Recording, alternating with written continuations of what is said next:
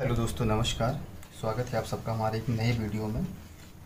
और दोस्तों, जैसा कि हमने पिछले वीडियो में बताया था कि आने वाले समय में मैं जैसा टाइम मिलता है मुझे, तो मैं आप लोगों के साथ यूजीसी एनटी नेट की जो बुक लिस्ट थी मेरी, मैंने क्या अपनी तैयारी के समय क्या कौन कौन सी किताबें पढ़ी थी और एक सही अप्रोच क्या होनी चाहिए स्टार्ट करने का। जैसे कोई अभी बिगिनर है या फिर जस्ट स्टार्ट से शुरू करना चाह रहा है कि मुझे हिस्ट्री में अपना हिस्ट्री सेनेट देना है, तो क्या किताबें उसको जो है शुरुआत में पढ़नी चाहिए, उसके बारे में मैं बात करता हूँ।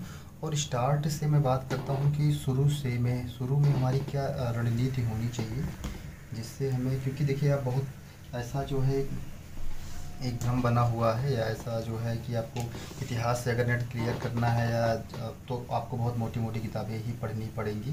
ऐसा बिल्कुल नहीं है। अगर आप सही स्ट्रेटजी के साथ कुछ बेसिक किताबें हैं और उसको आप भी पढ़ते हैं तो आराम से जो है नेट क्लियर किया जा सकता है। तो मैं अब चलिए बात करता हूँ कि मैंने कौन कौन सी किताबें पढ़ी थी और मेरा क्या उस समय मेरी क्या स्ट्रेटजी रही थी और मैंने कैसे अपनी तैयारी कर किया था, जिससे मैंने अपने पहले प्रयास में इस परीक्षा को उत्तीर्ण किया था। तो आइए हम बात करते हैं। सबसे पहले तो देखिए, सबसे पहले मैंने एस के पांडे सर की किताबें पढ़ी थी। इनके बारे में तो कोई बताने की कोई आवश्यकता ही नहीं है, सब लोग जानते ही हैं। ये खास करके इनकी उत्तर भारत या पूरे भारत में मुझे लगता है कि किताबें इनकी खूब लोग पढ़ते हैं, चाहे यूपी सिविल सर्विसेज के लिए हो या ऑप्शनल सब्जेक्ट हिस्ट्री के लिए हो। तो देखिए, इनका जो है तीनों पार्ट मैंने ले लिया था, प्राचीन भारत का और मध्यकालीन और आधुनिक भारत का। देखिए, शुरुआत में हमारी रणनीति यही होनी चाहिए कि हमें जो है एक कहानी की तरह पूरी किताब को पढ़ना है, ठीक है। बहुत ज़्यादा, जब देखिए यह एकदम शुरुआत से मैं बता रहा हूँ, जो एकदम स्टार्ट कर रहे हैं, ठीक है, तो बहुत ज़्यादा परेशान होने की आवश्यकता नहीं है या बहुत ज़्यादा समझने का प्रयास नहीं करना है। इसको आप एक दो बार पूरा एकदम इस कहानी की तरह पूरा पढ़ डालिए, ठीक है। उसके बाद जो है, जब आप 2 से 3 बार इसको आप पढ़ ले रहे हैं, उसके बाद आप क्या करिए कि फिर जो है इसको एक बार समाप्त कीजिए। अभी इसको आपको नहीं पढ़ना है, ठीक है। इसको आपने एक बार पढ़ा और उसके बाद इनके जो है क्वेश्चंस पेपर सर ने, जब वैकल्पिक विषय होता था इतिहास 2011 तक, उसके 2012 के पहले की ये बात है, तो जितना क्वेश्चंस पेपर था यूपीएससी और स्टेट पीएससी के, सर ने जो है इसका एक अलग से कंपाइल करके तीनों पार्ट में निकाला है।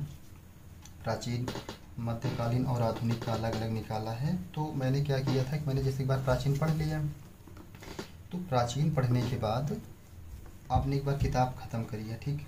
आपने एक बार किताब ख़त्म कर दी है, तो प्राचीन इसको ख़त्म करने के बाद आप क्वेश्चन पेपर उठा लीजिए।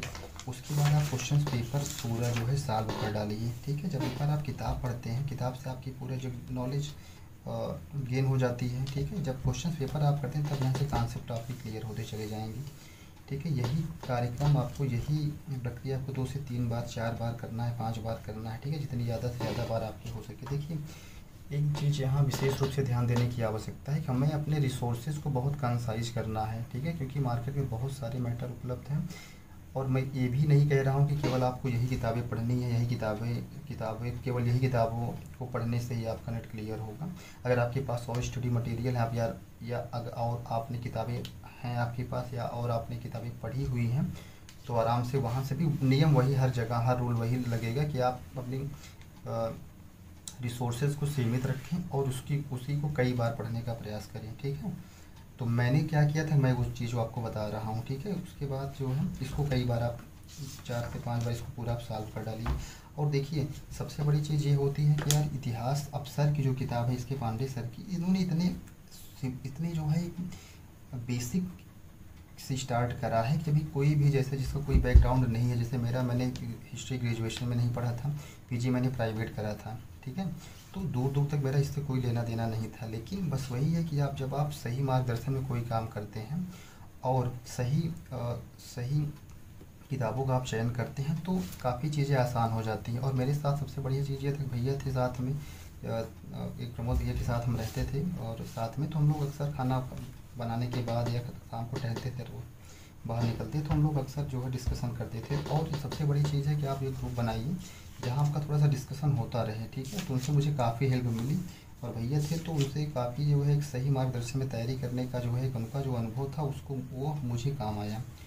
तो सही में आप शुरुआत इस प्रकार करिए, और किताबें बहुत अच्छे से सर ने इसको जो है काफ़ी बेसिक से इसमें लिखा गया है, तो आप शुरुआत यही आपकी होनी चाहिए। पूरा आप इसको जो है पढ़ डालिए। मैंने देखिए मैंने इसको कई बार 3 से 4 बार मैंने इसको पढ़ा हूँ। देखिए पूरा पूरा कलर कर डाला हूँ।